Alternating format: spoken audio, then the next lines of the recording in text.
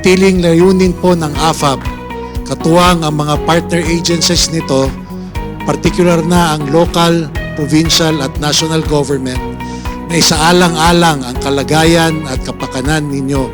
Aming mga manggagawa na siyang buhay ng ating ekonomiya dito sa Freeport. Sa mga susunod na taon na ako'y makakasama ninyo at kayo'y makakasama ko, makaasa kayo na kami sa AFAB ay mananatiling makaagapay sa inyong mga manggagawa sa maraming aspeto na inyong pamumuhay at paggawa.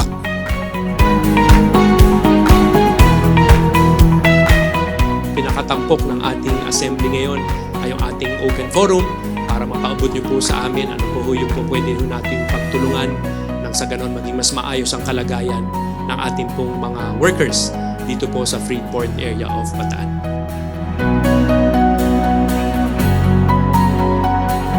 Ang FAB ay meron ng 55 years of existence. So malaki ang pasasalamat namin na hanggang ngayon ay buhay pa tayo at nananatili na nagbibigay ng oportunidad sa ating mga kapwa kababayan.